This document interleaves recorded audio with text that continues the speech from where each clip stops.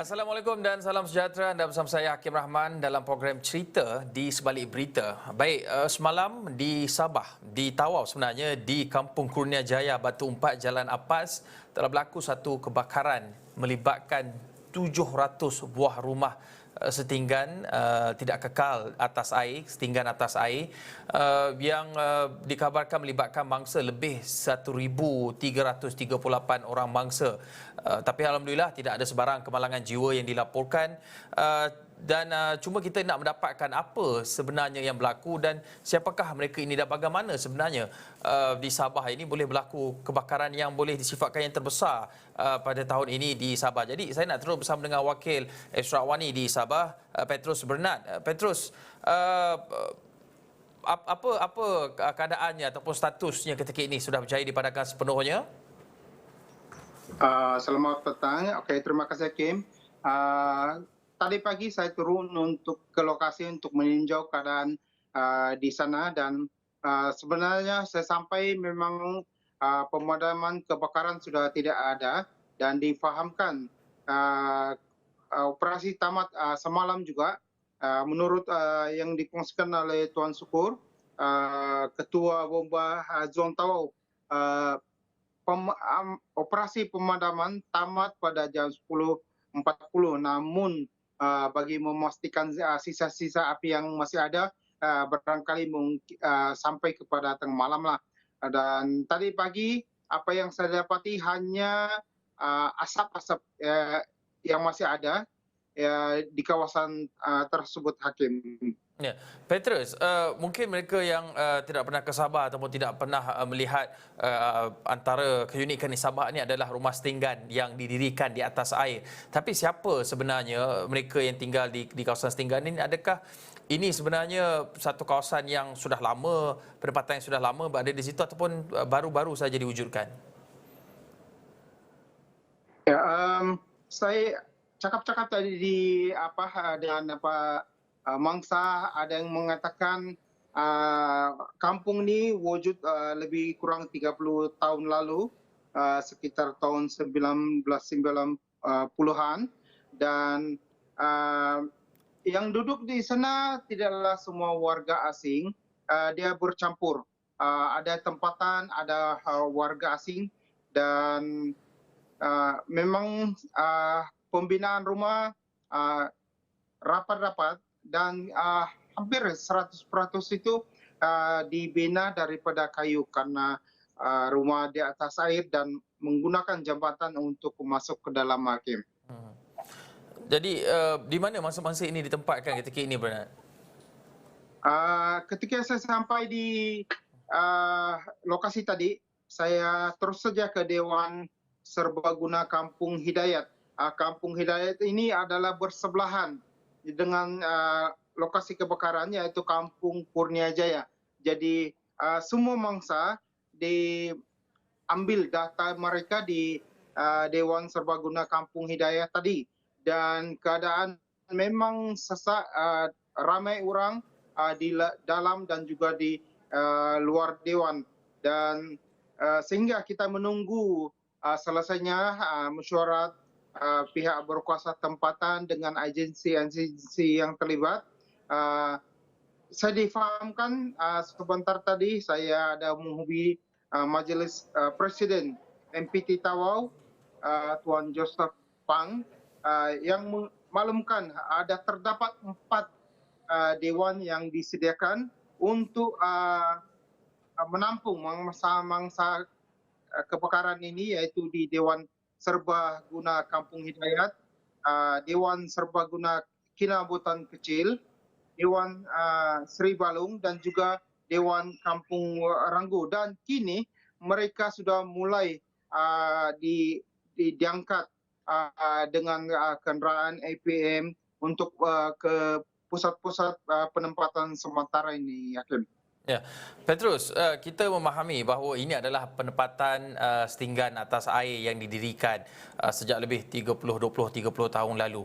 Tetapi apabila kita melihat pada angka jumlah rumah yang terlibat dalam kebakaran, 700 buah rumah dengan lebih 1,000 mangsa yang terjejas, kita juga terfikir bagaimana bukanlah kita nak minta ada sebarang kemalangan jiwa, tetapi mungkin ada cerita-cerita mangsa yang sempat Bernard Petrus temui, menceritakan bagaimana detik kebakaran itu boleh bermula, bagaimana ia boleh bermula, dan kalau di kawasan-kawasan yang biasanya berlaku banjir, sudah ada sistem amaran banjir, sudah boleh dengar bunyi siren itu, jadi penduduk sudah boleh bergegas berpindah, menyelamatkan diri.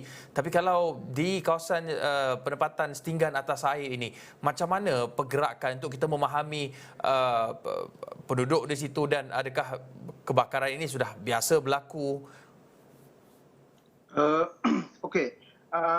Untuk makluman, Kampung Hidayat ini, bukan, Kampung Kurnia Jaya, Batu 4 ini sudah 2 kali terlibat dengan insiden kebakaran. Yang pertama, kalau tidak silap sekitar tahun 2014 sekali, dan ini kali kedua. Dan kenapa mungkin ramai yang terfikir kenapa tiada mangsa, dan barangkali mungkin karena kebakaran ini berlaku di waktu awal jam 4.30 lebih kurang. Mungkin penduduk dalam keadaan yang sedia mungkin.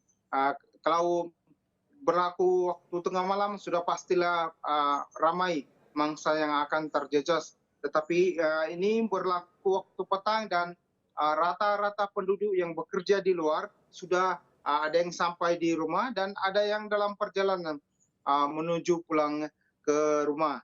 Dan inilah yang menjadi mungkin menjadi penyelamat bagi mereka, sempat menyelamatkan diri dalam keadaan waktu yang masih terang. Mereka boleh bergegas keluar dari rumah mereka untuk menyelamatkan diri, Hakim.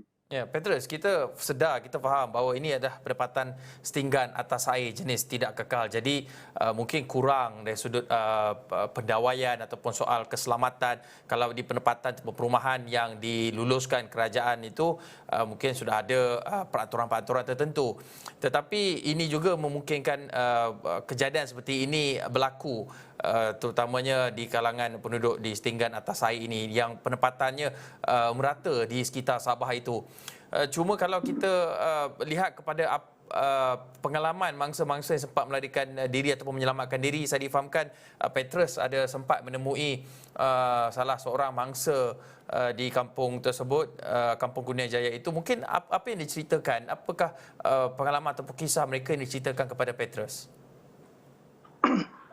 Okey, saya ada bertemu dengan seorang bapa atau mangsa, bapa kepada 7 orang anak. Kongsinya, ketika itu dia memang sudah ada sampai di rumah, dan 8 rumah dari rumahnya dia melihat ada asap masih kecil, dan bila dia menyadari keadaan itu adalah satu kebakaran, dia sempat mengumpul anaknya untuk dibawa keluar dari rumah untuk diselamatkan. Dan api sebenarnya katanya bermula daripada rumah yang hampir ke laut sana, tetapi oleh kerana tipuan angin yang kencang, maka ia cepat sekali merebak. Dan saya juga sempat cakap-cakap dengan seorang mangsa, 1 orang anak yang baru berumur 1 tahun anaknya. Katanya ketika itu dia memang dalam keadaan panik, mendengar teriakan orang ramai tentang kebakaran, dan dia tidak sempat untuk mengambil barang-barangnya, dan hanya memikirkan dokumen dirinya dan anaknya, dan bergegas keluar dari rumah. Dan suasana ketika itu katanya sangat menyedihkan dengan keadaan yang panik. Patah lagi mangsa melalui jambatan untuk keluar dari kawasan rumah, dan sudah pasti keadaan masa itu menjadi agak kelam kabut, masing-masing ingin uh, keluar dahulu untuk menyelamatkan diri ke bagian daratan karena rumah ini ada dibina di atas air dan setiap jembatan itu penuh dengan mangsa untuk masing-masing keluar menyelamatkan diri. Ya, Petrus, kita faham kejadian itu sudah berlaku. Itu cerita dan kisah pengalaman mangsa yang terlibat dalam kebakaran. Tetapi apa selepas ini untuk mereka?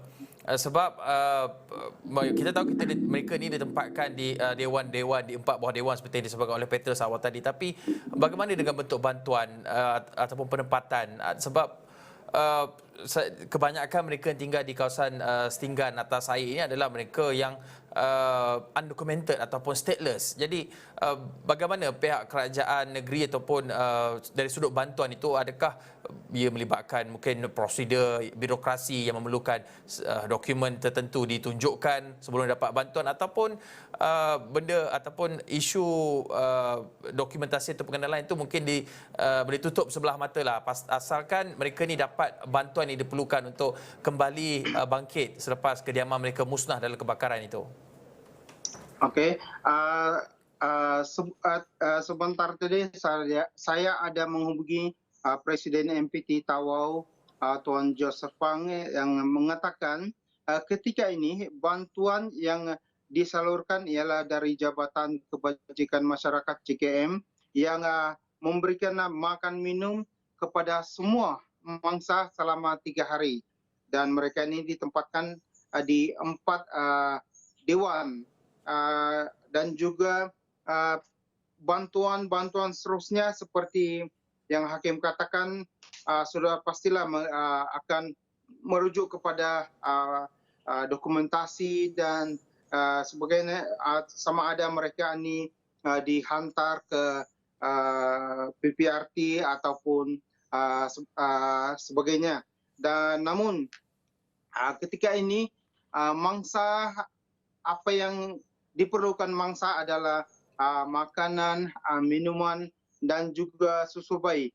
Karena banyak juga bayi yang terlibat dalam kebakaran ini yang tidak mempunyai susu. Karena mereka ada yang tidak mempunyai duit ringgit sekarang ini untuk membelikan anak mereka susu tepung untuk diberikan kepada anak mereka, dan juga botol-botol kegunaan semuanya sudah habis hangus, dan itulah yang diutarakan oleh mangsa tadi. Ketika ini mereka sangat memerlukan makanan, minuman, susu bayi, lampin pakai buang dan juga pakaian, karena banyak mangsa yang hanya dapat menyelamatkan diri salah sepinggang, tidak sempat membawa kain-kain atau pakaian-pakaian mereka. Baik, terima kasih Petrus Bernard, Wakil Ashraf Wani Sabah. Kita harapkan segala bentuk bantuan ataupun keperluan hak asasi itu dapat diberikan tanpa mengira sama ada mereka mempunyai dokumen ataupun tidak, kerana ini adalah soal kemanusiaan dan kita harapkan lebih banyak bantuan dapat diberikan kepada mangsa-mangsa yang terlibat ini. Terima kasih Petrus di atas perkongsian cerita di sebalik kebakaran melibatkan lebih 700 buah rumah setinggan atas air di Kampung Kurnia Jaya, Jalan Apas di Tawau, Sabah ini. Kita akan berhenti seketika, kembali selepas ini.